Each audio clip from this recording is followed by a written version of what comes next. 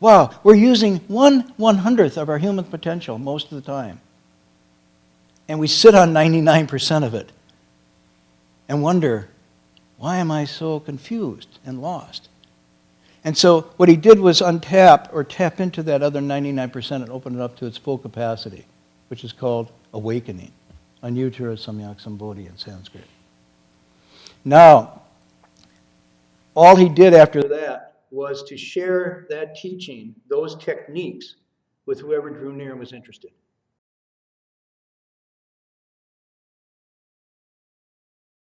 Okay, so he's not a savior.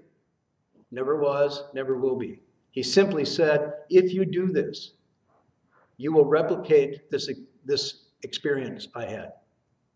And so the whole goal, say, of coming here or being a Buddhist is to replicate that awakening experience through these techniques. I mean, it's so straightforward and simple. And the only reason I'm around still is because it's so damn hard. It's so simple, yet it's so hard. And I don't know how else to say that as a paradox. But if you've sat for any amount of time, you start to realize the sitting technique, the breathing, the techniques for the mind, all are very straightforward. You know, a 6-year-old could get it. But the actual holding to it and the steady application of that through all the states of mind that arise, very, very challenging and difficult. Yes? Oh. So you're watching me there or here? I might look better there than here. So this is the heart of it. Very simple. The text that we're using comes into being, to frame it for you, at a time when the West was just waking up to the fact that the Earth was not the center of the universe. They had just figured out that the Earth moves and that the sun was actually the center. So this text is that old. So now some of you who trying to figure out when was that? Someone's thinking, really? Did that happen? I always thought the Earth was the center.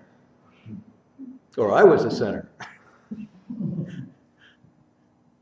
Okay. Same period of time when the Dutch come and settle in New York. New York at this point is a pure, pristine, like national park. You can just go in New York at any place and drink the water that's lying there and you won't get sick. That's a while ago. Still. Okay. Shakespeare dies during the time that this text is happening. Now we're placing it a little better. So that's how old it is. That means what? Anybody? 1500s. How? 1500. 1500s, early 1600s. Shakespeare dies in what? 1616. Okay, that's how old the text is. But the language of this text, and we've been translating the group. So on Thursday night, a small seminar meets to work on the translation of this. Most of the people in the seminar are here. And then Friday night, we drop a screen down here, and you'll see the text on the screen. And this is new. This hasn't been available before. There's an earlier version that's, I think, has many flaws. So this group is working with the Chinese, and we have some Sanskritists helping us. And we just work on it, and we put up a rough version, almost in verbatim English, and then we show you the polished version. And if you want, we try to engage you in this process of translating from the Chinese from a time previous to the modern. And as you do this, you'll start to get involved and realize it's really kind of exciting and interesting, because often trying to find a translation in English for these old terms is challenging, especially at the psychological level that this is talking about. So I already gave you a picture of the mind from the Buddhist side that isn't the same way the mind is represented in Western thought. And you'll get more of this as we go along. So that's the method.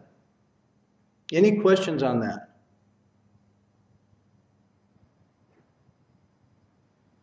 Okay. That being said, let me read you something.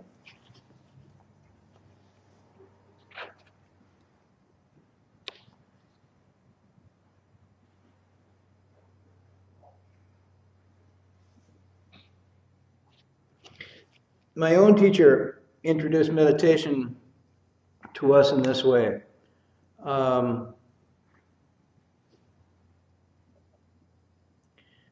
He said meditation was a key, and it was a key for unlocking our own minds. So his basic teaching was, he said, this state of true happiness and insight and clarity of mind. Getting there is like unlocking a door. And that door is restricted, it's closed, and we can't enter or leave it. So he said you need a key, and the key you need to unlock the door, where is it? Where is this key? And he says, and then at the time he says, right here. So when he presented this, I thought he was talking about some esoteric teaching, that the key to unlocking that door was going to be in some text or in some secret transmission or a mantra or something like that. And he said, right here. And then he pointed to us and said, right there. Meaning the confusion and the awakening is at the same place, right here within ourselves. So then the Shan teaching was, and he said, but you forget it's there. And because you forget it's there, you look far and wide to try to find the key to self-understanding. And the further you go, the more lost you get. Because it's already whole and complete, waiting to be rediscovered within you. So the Shan technique is sometimes called going back, or the return. And the language they use is called going back to the root, returning to the source, meaning your own mind and nature. So this is how it's framed. And what he also taught was that when you go into that, into the deeper and deeper layers of that, ultimately, your mind and Buddha become one, not two. There is no other Buddha except the awakening of this own capacity you have. Now that's pretty profound and yet pretty direct. But that's the core teaching. So the reason why it's difficult is, and I think it's becoming increasingly more difficult, it's difficult because unconsciously and through habit, we've set up all kinds of barriers and obstructions to self-understanding, even in the jobs we do. And sometimes even the busyness of our lives is set up to avoid facing and listening to ourselves. I was up in Maine for the summer. We have a quiet place up in Maine, or it used to be quiet. It's quiet. There's no electricity. And when you go up there, it's so quiet that if you're just sitting there, the noise you hear is your own heartbeat. And when I was at night, I was sitting there and I thought, whoa, what's that sound? It sounds like a boat or something. And then I realized I was hearing my own heartbeat. That's how quiet it is. And if a bird flies by, a treetop high with 60 or 70 feet, you can hear the even of the hummingbirds. It's so quiet. So most people, when they come up there, you're going to say, relax and get chilled and feel really happy. No, they freak out. They freak out because it's too quiet. And the only thing to listen to is their own wheels, their own minds. And so, if you want to meditate and really sit stilly, it's a great place to be. But if you don't, it's hell. I'm reminded of a quote by John Milton in Paradise Lost. Anybody read Paradise Lost? Okay. Long time ago. He says in Paradise Lost, he's talking about the fall of man. Gee, I have to remember, not everybody even knows that about it. Okay, so, gee, where to start? Anyhow, everybody's in heaven. It's really cool. A couple of the angels think, man, this is like too boring, and how come he's got all the power? And we'd like to have some power too. And that's their big false thought, and they get punished, and they're sent out of paradise. And in this story, God also created these two human beings, perfect and living in paradise. Does it ring a bell? Yeah, I think I heard that, right? Acapulco. No, it was actually called Eden. And they were in Eden, and he set up a couple rules, and he basically said, don't eat fruit from this tree, and so forth. And of course, as you know with kids, if you say, don't look into that box when I'm gone, the first thing they're going to do, look into the box. So they ate, and they got cast out of paradise, right? That's the fall. Now, the notion in their fall, we fall all. So these were our progenitors, and so we are in a fallen state. This is not Buddhism, by the way, okay? Actually, it's quite the opposite. Anyhow, to get to this point, so what Milton's reflecting on is how people create the situation for themselves, and then how do they get out of it again? But one of his reflections was, and this is his line, the mind is at the heart of the fall. So in that sense, he's kind of Buddhist. And he said because they willed to do this, they created and set in motion their being cast out. But he said it's also this mind that can change, repent, and recover paradise. So there's another thing that follows, paradise regained. So paradise lost? Well, this is like boy meets girl, boy loses girl, boy gets girl. Standard movies. So people in paradise lose paradise, paradise gained. Except regained has not quite happened yet. So there's this constant itching to get paradise again. Some people who came to the United States, like the Dutch and those, who else came to the United States then? And don't tell me illegal immigrants, okay? Who else came to the United States then? Huh? Yeah, Scottish. Those guys called the Puritans. Did you ever hear of them? The ones that are on the boxes around Thanksgiving with the funny clothes and whatnot. Yeah. So they came, and what's what they thought? America was paradise regained. That was their vision. So this was going to be the new Garden of Eden. If you've been listening to politics for the last 2 weeks, you realize it's not quite there yet. Okay, so Milton says the mind is its own place and in itself can make a hell of heaven and a heaven of hell. That's his line. And what he's talking about is very Buddhist. So when you go to Maine, it could be a heaven, but it becomes a hell. So then people frantically tried to, we do have sockets in the wall. This was a cruel joke. I don't know why people did that. Because there's no electricity. So they plug in their phones and their games and their computers, and they sit there. And they enter a meditative state, watching for the light to come on and to blink, fully charged, and it doesn't happen. You'd be surprised how long they can sit there.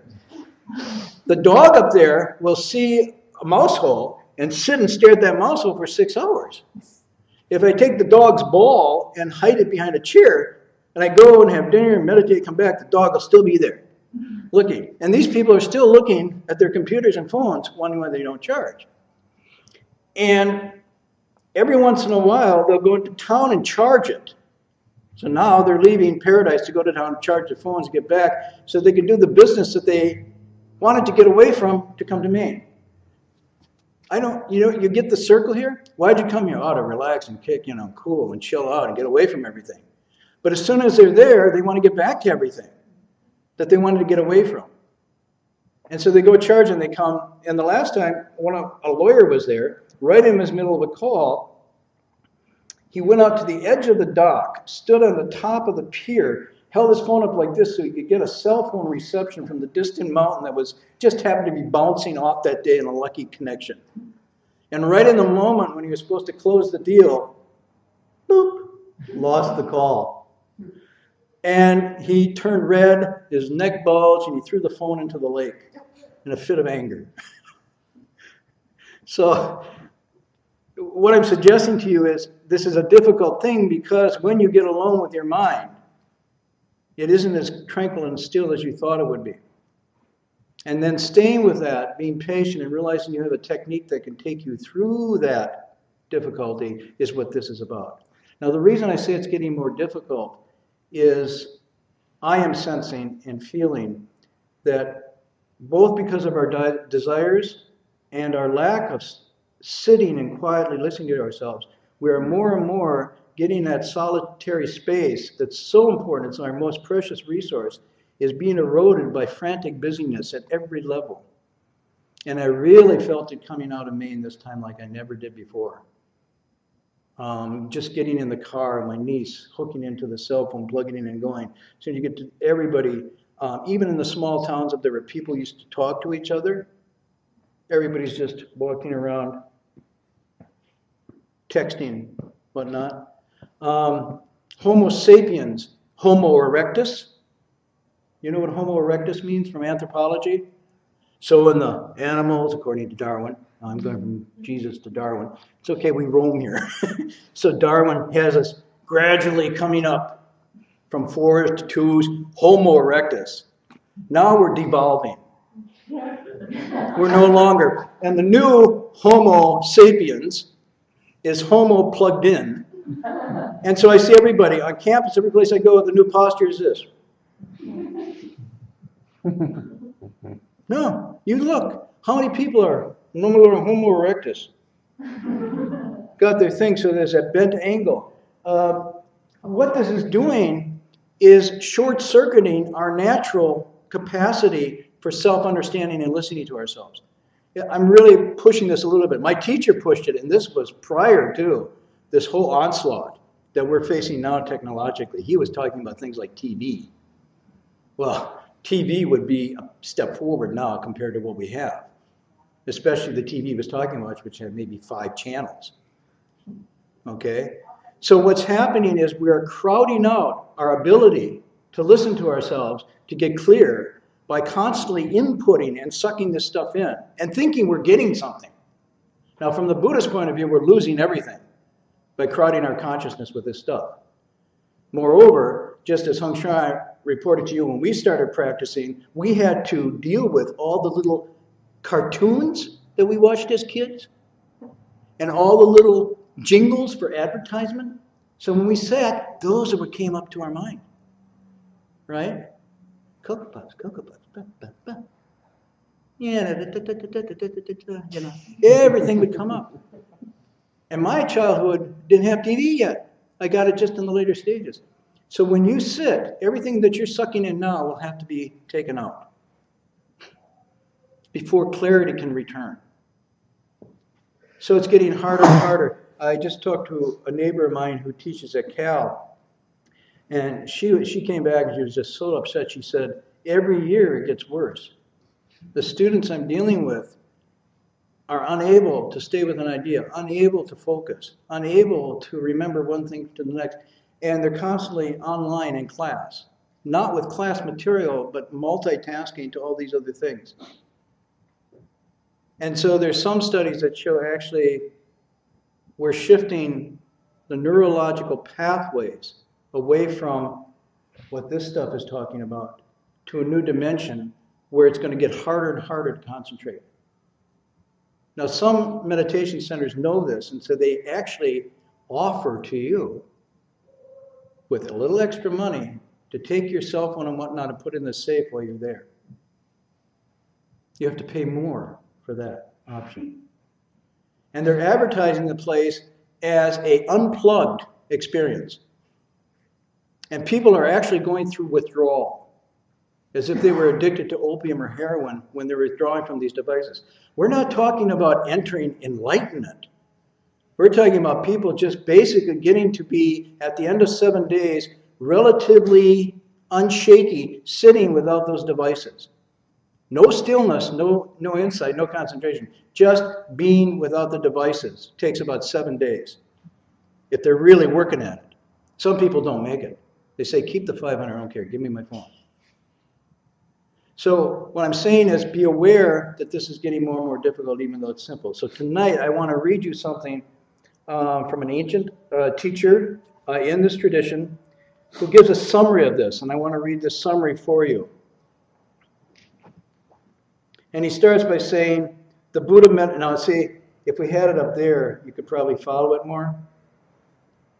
Do you know what I mean? There's a screen there. If the screen dropped down and the screen were turned on, you'd all watch the screen, right? I know that's the case. Okay, so there's no screen. You're going to have to do the old-fashioned way, just sort of listen and pretend I'm this old teacher. And you've given up all your worldly possessions and climbed to the top of this tall mountain, seeking awakening. Yeah, and there's no cell phone, there's no texting, there's no PowerPoint presentation. The old teacher's just sitting there, kind of nodding out. And you say, I've given up everything. Can you tell me the secret of life? No, there's all sorts of cartoons about this. I won't do this. This one actually gives an answer. Okay, so imagine you've just done that. And you can't record it. So you really have to listen, okay? And you can't download the file later or go home and stream it in. You get it once and that's it. Now your attention is there. And what he's going to give you is the secret to the meaning of life and how you can find peace and happiness and get everything squared away. Okay? Here we go. You hear it? Okay. The Buddha meditated for 6 years, Bodhidharma for 9. If such effort was required by those ancient masters, how much more is it required of you? Your search among books, sifting and shuffling through other people's words, may lead you to the depths of knowledge, but it cannot help you see the reflection of your true self. When you've thrown away all your conceptions of mind and body, your original person will appear in all of its fullness. So to obtain the inestimable benefits of meditation, you should first make a firm decision to practice every day. Your meditation room or space should be clean and quiet. Clean and quiet. Unplugged. I added that. Wear loose clothing and remove your shoes. Sit on a cushion with your legs crossed in as comfortable as manner as possible. Keep your back straight. Don't lean left or right. Don't tip forward or bend back. Now he's doing the physical. Don't lean left or right, forward, back. Your ears should be in line with your shoulders. Keep your tongue at the roof of your mouth and close your lips. Your eyes should be slightly open, unfocused on a 45-degree angle out, and breathe through your nostrils. Very succinct summary of what we've been doing. Before you begin your meditation, you can take several deep, slow breaths. Hold your body erect, allowing your breathing to become normal again. Many thoughts will crowd your mind. Now, I have pause here. Thoughts is the English translation. This isn't what the Chinese is referring to. It's referring many thoughts, feelings, emotions, memories, dreams, reflections, fantasies, fears will crowd your mind. The thought is a very incomplete English translation of the completeness of what's going on. Now this makes more sense to you. Thoughts are something you think of in a philosophical way. But really what's happening is faster than thought. It's emotions, it's feelings, it's fears, and so forth. That's what's going on. He said they will crowd your mind. Don't dwell on thoughts, no matter if they're good or bad. Don't desire to attain awakening. So now you're thinking, man, I just climbed up this mountain, I gave up everything, and I come up here and you tell me I shouldn't desire to what I came for. And then the teacher would say, if you don't desire to attain awakening, you will surely attain it. But if you desire to get it, you'll never find it. That's the first hard teaching. Whoa. Let your thoughts come and go without getting involved in them or trying to suppress them. Don't engage them. Don't make them into some narrative or play, nor try to repress them. Then he says, think the unthinkable. In other words, think no thought. We'll get back to this later. Meditation is not a way to enlightenment, nor is it a method of achieving anything at all. It is peace and purity and blessedness in itself. It is the actualization, it's the realization of wisdom, the ultimate truth of the non-duality of all things. So in your meditation, you yourself are the mirror reflecting the solution to your problems. I'll repeat that, even though I said I'd do this once. In your meditation, you yourself are the mirror reflecting the solution of your problems. The human mind has absolute freedom within its true nature. You can attain this freedom naturally, intuitively. You don't work toward freedom, but allow the work itself to be freedom. When you want to rest, move your body slowly and quietly, stand up. Practice this meditation in the morning or in the evening or in any leisure time during the day. You will soon realize that your mental burdens are dropping away one by one, and you are gaining an intuitive power previously undreamed of. There have been thousands upon thousands of people who have practiced meditation and obtained these fruits. Don't doubt its possibilities because of the simplicity of the method. Don't doubt its possibilities because of the simplicity of the method. If you can't find this truth right where you are, where else do you think you will find it? Life is short, and no one knows what the next moment will bring. Cultivate your mind while you still have the opportunity. You will soon discover the treasure of wisdom, which in turn you can share abundantly with others, bringing them happiness and peace. So if you focused on that, in the midst of that, you're doing pretty good. Follow? And your trip to the mountain, too bad. Yes? Where is this text from? Where is the text from? I will share that with you next week. I've had this for so many years, I dropped the source of it. It's about the same time as Shan's text, and my guess is it's probably coming out of China or one of the Japanese masters that went to China that learned the Shan technique. So, very straightforward, yes? Yeah. So I share this with you tonight just to show you that this tradition goes way, way back, but the message remains consistently the same. And so when we're doing Shan and then we look into it ourselves, we're not going to find any shift in the central message or the practice. Okay, questions besides where this came from? The screening took my attention from your talk. The screening? Oh, the screaming. Sorry about that. They missed the answer. On one hand, if you didn't hear it, you wouldn't be normal. On the other hand, if you couldn't pay attention, well, figuring out what that was, then the mind is still. But I want to be really clear about this. Paying attention to that is not doing Buddhism. Did that be clear? If you didn't hear that, and you didn't in some way respond, you're not doing practice correctly. Because doing practice correctly doesn't mean you tune out reality. But you have to figure out, what do I do in that situation? So this is where my teacher really came in. Because we thought at the beginning that real meditation was just tuning things out like that. And he said, no, that's called dead wood. You become dead wood. You don't become enlightened by becoming dead wood. Nor do you become enlightened or find your true self by just jitterily responding to everything.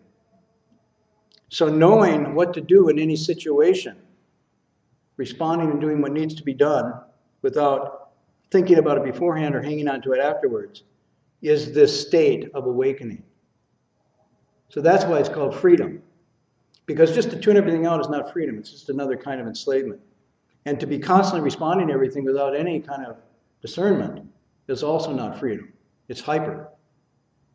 So the trick is, what's going on? Nothing. So something came, it passed.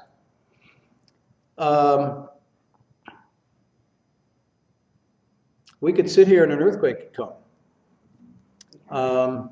Good luck in keeping your legs crossed. It might be more appropriate to move. Right? The statues won't move, but they're not living beings. So this is where it gets really down to the nitty-gritty. In fact, my teacher said, sitting here in this hall, pretending you're enlightened is really easy. As long as they keep the door locked, it's even easier. But as soon as you get up, then it becomes hard.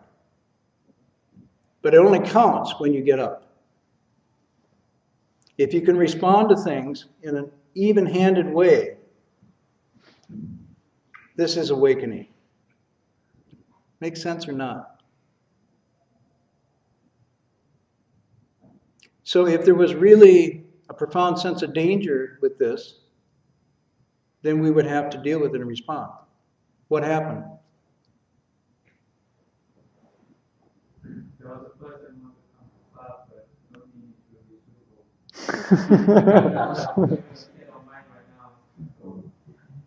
He's not well.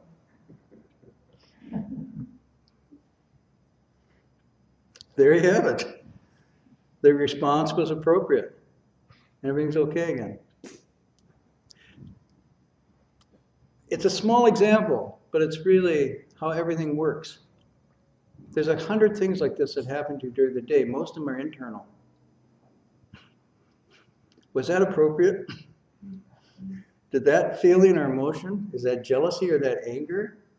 Is that chip on my shoulder? Oh, that's like the door. Not appropriate, not ready. And so you work on it. You work on it. There's nothing to be afraid of and nothing to be fond of. It's all just very natural. Maybe if nobody else was here, Ming was here, the person was at the door, there might be a different response. But you made a judgment call, yes? Yeah, you guess.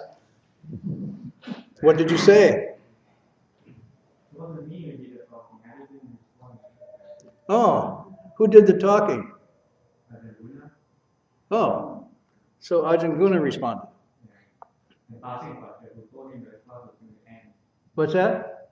Passing pastor. Well, the whole group came out.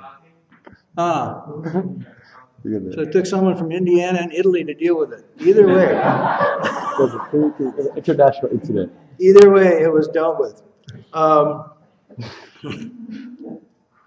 So think about this meditation practice in this way. It's not to zone you out or pull you out of reality, but to make you better equipped to deal with reality. So every situation that arises, you can use as a testing device. How was I in that situation? Did I respond appropriately? And this becomes the self-reflective process. And you'll know immediately the answer yourself. So my teacher used to have an expression for this. He said, everything's a test to see what you will do. Mistaking what's before your eyes, you'll have to start anew. So whatever arises within you is a test to see, can you keep that equilibrium? Can you see things clearly for what they are and respond appropriately? That's probably a pretty good definition, I think, of Bodhi. Bodhi is not an escape from the world, but seeing things clearly and responding appropriately. It sounds so simple, but it's really quite hard to do. Mostly we don't these things clearly and we respond inappropriately. Okay, any questions? Any announcements? No announcements? Yes. There will be a workshop on how to use the digital Chinese Buddhist online tools next Thursday at the dining hall. And this is a professor from Taiwan, Professor Du, he has been the head of this project to digitalize Buddhist scriptures. And he will be here to give us some demonstrations, not only using the C beta, which is this particular software, but he's also going to introduce other tools, probably the Buddhist dictionary and other things. Yeah, and it will be in both English and Chinese, but the material itself will be in Chinese, since the project was done on the Chinese Buddhist scriptures. So this is a very interesting project. Way back, like what I read you tonight and what we have here comes handed down through written text and is being translated. Early on, when the Chinese especially got interested in Buddhism, they didn't have all the text they needed. Text just sort of came in. There wasn't any sort of online. And so if you wanted text, and often they had to be copied by hand because there wasn't, of course, any printing devices. So the text, most of them were in Central Asia and India. And so they had to make journeys, the most famous being Xuanzang, who goes to India to get the text and bring them back. Then brings them back and spends the rest of his lifetime in teams translating those into Chinese. And now we're engaged in the process of translating those into English. So what this professor has done with the help of others is to try to take all of those texts and put them into a digital form online, so you don't have to go anywhere and make these difficult journeys to have the text. You can actually tap into this treasure trove directly. So that, in a sense, is the other side of computers. So while I complain about them on one hand, on the other hand, if used properly, they can give you access to wisdom that monks and nuns in the past would die to have 1/10 of, and literally died in pursuit of. And all you have to do is, oh, look at that, there's a Tripitaka. It's inconceivable. Even Thoreau, Henry David Thoreau, got one sutra in his cabin in Walden. And he got down on his knees and he said, I'm the luckiest man in the world to have this treasure trove. One text.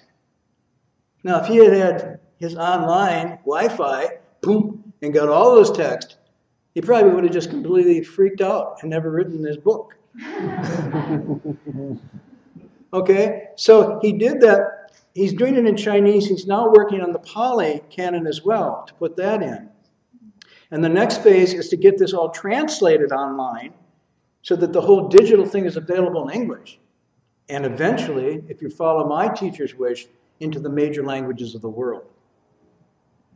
Now, this is one of the most significant movements, events in human history, as I would think it. If you were going to make a time capsule and put it away for 100 years to come, what would you put in there? Well, I put the Beatles and Bob Dylan and a pizza pie. Yeah, okay, fine. And Madonna and Lady Gaga, fine. But when people open up, they're going to go, what's that? But if you put this stuff in it, this stuff that has guided humanity from thousands of years, the real text, the application text of getting wisdom and ending suffering. Whoa. So this making it available online is really an important thing. And I guess he's going to share how to use that, how to access it. Yeah, it's apparently a very complicated software. You can do so many different searches, and so he's going to demonstrate the application. And I want to point out that Chinese canon is behind you on the two bookshelves. In the back there, can you see that wall full of books behind the altar, right? That's the Chinese Tripitaka, the canon of teachings. And there's hundreds and hundreds of volumes. We're just scratching the surface now. Just scratching the surface. Yes? I just have to ask, are there a lot of things that got translated from Indian to Chinese and that we're now translating Chinese to English? And if so, wouldn't it make more sense to start with the original Indian? Or have those been lost? How's your Sanskrit? Terrible. Yeah. So is my Chinese, so Well, this is a very interesting question. My teacher would say the originals weren't in Chinese or Sanskrit. No, I'm telling you, this is how he taught. He says all the sutras are within your own mind. So you really want to get to the Tripitaka, go through that gateway. All sutras came from the mind of the Buddha, came from the enlightened mind. All sutras return to the enlightened mind. So that Tripitaka, now you're talking about maximum storage, it's in you. But at least they were allowed to make up words that represented what they thought at the time. We know from a translation class how inadequate the later words are. Right. So then the question is, since it's going to take us a while to get that Tripitaka out of our own minds, or maybe not. Maybe next Friday someone will do it, but my guess is it's going to take a while. Then you have a situation, make it brief, the Buddha didn't write anything down. Big problem, okay? So you're thinking, oh, the Buddha wrote these talks down, and then, no, he didn't write anything down. Nothing was written down earliest 300 to 400 years after the Buddha's passing. Wow. So everything that the Buddha taught was handed down in an oral tradition for 300 some years before people started to actually think we should write it down. So then when they wrote it down in different versions, different languages around India at that time. Some of it was done in different kind of what we call Prakrit languages and some in Sanskrit. And these then became the core of those texts. But what happened with many of the texts, they were written on discs. Titanium discs that didn't corrode. No, they were written on palm leaves. You see what happens to last year's leaves outside? You take a leaf and put it, how long are you going to keep it? And then if you have humidity and bugs eating at it, which is the case, so some of them get lost in that process. Xuanzang, when he went there to India, got as many as he could, loaded them on these donkeys, and went back over the mountains through the Gobi Desert back to China, lost 6 or 7 of his donkeys en route, filled with text on their side, and they're gone forever. Because after he did this, shortly after, there was an invasion of India. And the biggest collection of all these books, the largest repository library in the world, even up to this date, was at a place called Nalanda University. And that place was sacked and set on fire. And it said the fires from the library burned and simmered for 6 months as these texts burned and burned and burned. So what we have now are a few versions in that original. Many of them then were what we have that were taken out into Japan, China, Tibet, and so forth. So the Tripitaka that we have now is what's left of those. For example, the Avatamsaka Sutra, the one that I'm sure will lecture tomorrow night, he's lecturing all the time. Massive sutra. There's only 2 parts of that sutra that we have remaining Sanskrit for, and the rest is lost. That's what's happened. So this effort to preserve this digitally is a major conservation effort that will benefit people down the road. So the answer to your question is, the originals are gone, or only bits and pieces of them remain, because of historical and climatology and all kinds of other reasons. So mostly the complete canon is probably best held outside, for sure, outside of India, and the Chinese Tripitaka is one of the most full and complete. And you can see, so good questions. Anything else? Yes. Maybe just an announcement. So what was mentioned is Reverend Hung Sher's lecturing tomorrow, Saturday, on the 10 grounds of the Avatamsaka Sutra. I don't know if you have heard, there's actually something call it Berkeley Students Roundtable or Chan Meditation Roundtable. But basically it's a chance for kind of young adults, around 35 or under, to kind of gather in the monastery and share their reflections and Only thoughts. 35. 35 and under. Or the older is okay, probably. And that's every other Thursday. So yesterday was the first night, and following weeks. So next week there won't be one, but the following week there will be. So if people are interested, that's Thursday night. It's not going to be in this room. It's going to be in the dining hall, which is in the back. So if you have a chance to, or of young people who can, it's much less formal. It's a chance for them to really have a chance to interact and ask questions that they have about life and and So things are going all of on. you here, if you know anybody that age, tell them about that. What else? I think the regular Berkeley schedule here is going on, so that's And happening. that's in the back? You can see the announcements in the back, posted on the walls. Okay, so at the end, we always do a transference of merit. It's a verse we chant. Now the screen's not down, so we won't be able to see it. So just sort of follow along. But it's to basically, one of the key Buddhist concepts has to do with sharing and compassion. And the idea is the reason you come here, if you're seeking enlightenment, even though the text said don't do that, is so that you become, in a sense, a doctor for humanity. That you begin to be able to heal humanity at the psychic, spiritual level where the deepest pain originates.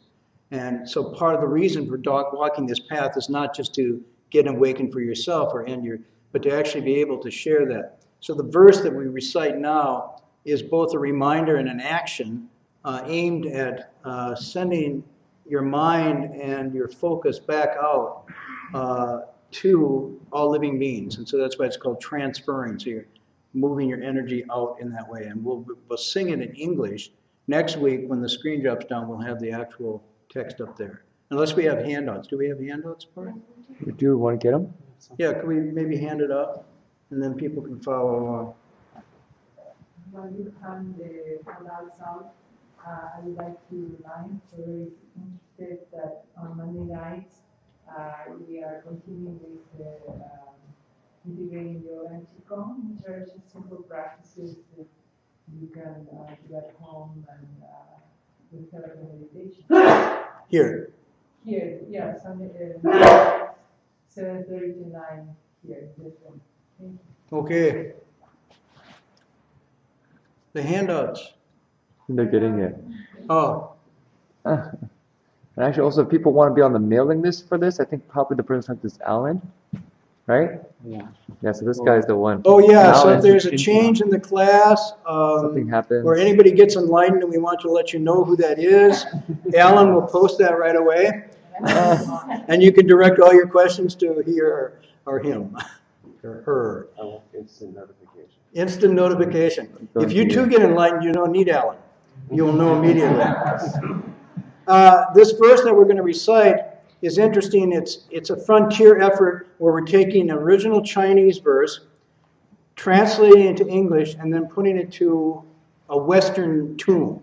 So this is part of the process we're involved in too, is to make all of these teachings and the liturgy into a Western form. Yes? Maria, also I read that it was done right after the 9/11. Is that correct? That's right. Yeah. It was done when someone was motivated by the 9/11 incident. There was an interreligious gathering, which is part of our activity here. And two of our monks worked together at night to put this together. And then the interreligious group did that the next day, and it was quite moving for everybody. So thank you for reminding me of the history of that. Okay, so Chin Wei will lead us, and then we do some bows afterwards.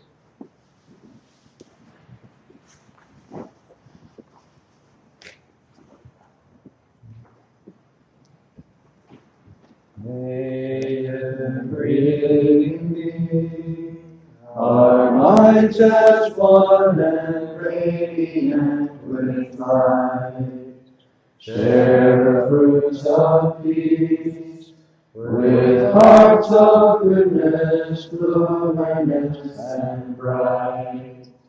If people hear and see, our hands and hearts can find in giving unity. May their minds awake to great compassion, wisdom, and to joy. May kindness find reward. May all who sorrow leave every pain. May this boundless light break the darkness of their endless night. Because our hearts are one, This world of pain turns into paradise. May all become compassionate and wise. May all become compassionate and wise.